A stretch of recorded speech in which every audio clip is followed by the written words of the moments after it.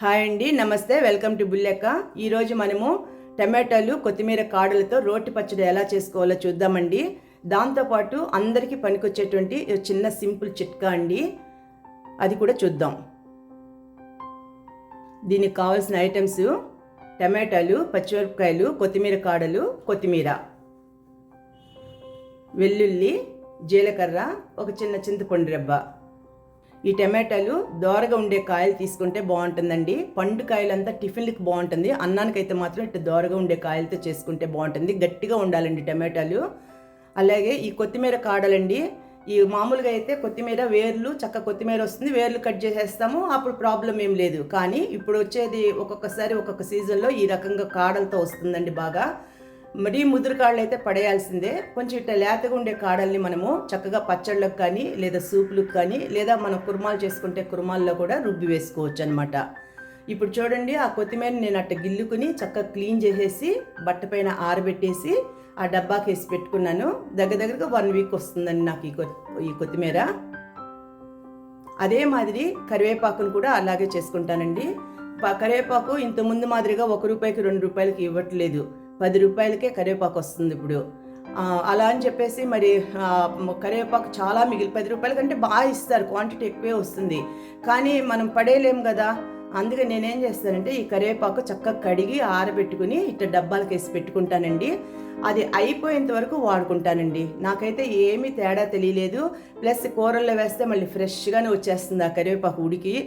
దీని ఫ్లేవర్ అంతా కూడా వాటికి కూడా పడుతుంది. ఇంకోటండి, చిట్కా అని చెప్పాను, కరివేపాకుని ఎప్పుడు కూడా డైరెక్ట్ నూనెలో తిరగమాతలు వేయకుండా మనం కూరలు వండేటప్పుడు మధ్యలో వేసుకుంటే చాలా టేస్టీగా చాలా బాగుంటుంది. దీని ఫ్లేవర్ కూడా బాగా పడుతుంది అనమాట అప్పుడు వంటలకి. ఇదేనండి నేను చెప్తానండి మీకు చిన్న చిట్కా. ఇప్పుడు స్టవ్ పైన మూకుడు పెట్టుకుని ఒక చిన్న గరిటతో నూనె వేసుకున్నానండి. పచ్చిమిరపకాయలు వేయించుకుంటున్నాను. పచ్చిమిరపకాయలు తక్కువగా తీసుకుంటే చపాతీ కాటికి కూడా తినొచ్చండి పచ్చడి. కానీ మాకు పచ్చిమిరపకాయ కారం కొంచెం ఎక్కువే తింటాము, అన్నానికి తింటాం కాబట్టి మేము కారం ఎక్కువే వేసుకున్నాను నేను. పచ్చిమిరపకాయలు వేగిన తర్వాత కొత్తిమీర కాడలు వేసానండి. అది కూడా వేగిపోయింది. స్టవ్ ఆఫ్ చేసేసాను. జీలకర్ర వేసానండి. ఆ వేడికి జీలకర్ర చక్కగా వేగిపోతుంది. ఇప్పుడు దాన్నంతా గిన్నెలోకి తీసుకుంటున్నాను. మళ్ళీ కొంచెం నూనె వేసుకుని ఈ టమాటో ముక్కలను వేస్తున్నానండి. పచ్చడికి ఎక్కువగా వేయించాల్సిన పని లేదండి, అసలు హాఫ్ కుకింగేనండి. కాబట్టి నా ఉద్దేశం ఏమంటే, అసలు మనకి కూరలతోనూ ఫ్రైలతోనూ నీళ్ళల్లోనూ అట్లా ఉడకబెట్టిన కూరలతో కంపేర్ చేస్తే రోటి పచ్చళ్ళే చాలా శ్రేష్టమైనవి అని చెప్తానండి నేనైతే. ఎందుకంటే మంచి పోషకాలు ఉంటాయి వెజిటబుల్స్లో, హాఫ్ కుకింగే అవుతుంది, చక్కగా చాలా టేస్టీగా బాగుంటాయండి. ఉప్పు కారాలు కూడా తక్కువే పడతాయి. టమాటో కొంచెం మగ్గిన తర్వాత చింతపండు వేసానండి. చూడండి, హాఫ్ కుకింగ్ అని చెప్పాను కదా, అంతేనండి. ఇంకా స్టవ్ ఆఫ్ చేస్తాను. ముందుగా పచ్చిమిరపకాయలు, జీలకర్ర, వెల్లుల్లి వేసుకుని దంచుకుందాము వీటిని. ఈ రోలుతో పాటు రాయి ఇచ్చాడే కానీ ఆ రాయి నేను ఎప్పుడు యూజ్ చేయలేదండి. నాకు మొదటి నుంచి ఇట్లా బండతోనే అలవాటు.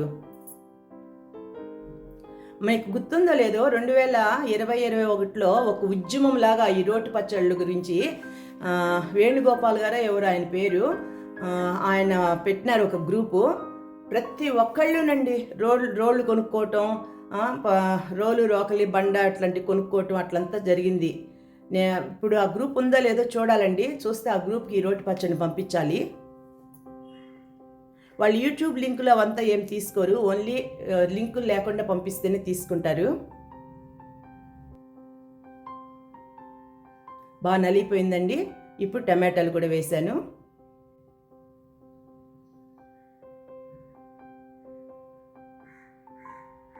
నిజం చెప్పాలంటే అసలు మిక్సీలో నూరిన పచ్చళ్ళ కన్నా కూడా ఈ రోటి పచ్చళ్ళు చాలా కమ్మగా టేస్టీగా బాగుంటుందండి. మా చిన్నప్పుడైతే ప్రతి రోజు కంపల్సరీ రోటి పచ్చడి ఉంటుంది. ఫ్రై కూర, పాలు పోసిన కూరలతో పాటు ఇట్లా రోటి పచ్చడి కంపల్సరీ ఉంటుంది. ఏమంటే మా ఇంట్లో 7-8 మంది ఉన్నారండి.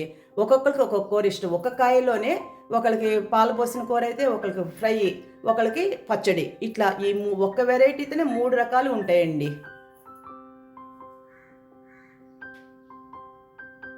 ఇప్పుడు పచ్చడి కూడా బాగా నలిగిపోయింది. ఉల్లిపాయలు వేసాను.